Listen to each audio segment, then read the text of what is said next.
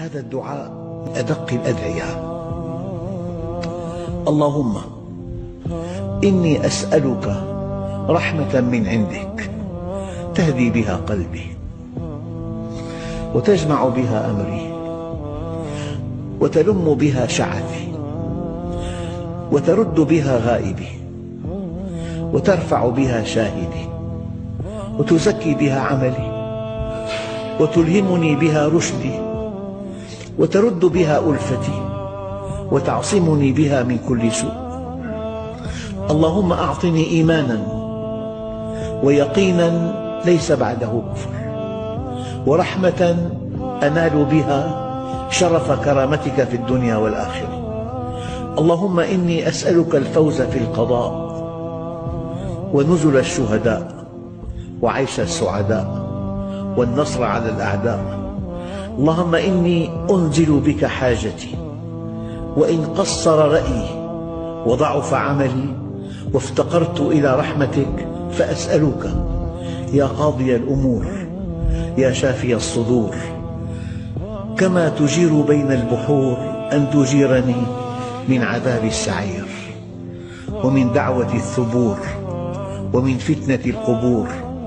اللهم وما قصر عنه رأيي ولم تبلغه مسألتي ولم تبلغه نيتي من خير وعدته أحدا من خلقك أو خير أنت معطيه أحدا من عبادك فإني أرغب إليك فيه وأسألكه برحمتك يا رب العالمين. اللهم يا ذا الحبل الشديد والأمر الرشيد أسألك الأمن يوم الوعيد والجنة يوم الخلود مع المقربين الشهود الركع السجود الموفين بالعهود إنك رحيم ودود وإنك تفعل ما تريد.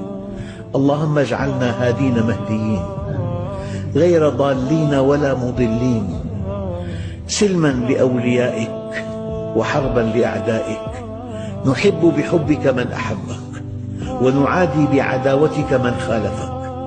اللهم هذا الدعاء وعليك الإجابة. اللهم هذا الجهد وعليك التكلان. اللهم اجعل لي نورا في قلبي ونورا في قبري ونورا بين يدي ونورا من خلفي ونورا عن يميني ونورا عن شمالي ونورا من فوقي ونورا من تحتي ونورا في سمعي يعني لا أسمع إلا الحق ونورا في بصري لا أرى إلا الحق ونورا في شعري ونورا في بشري ونورا في لحمي ونورا في دمي ونورا في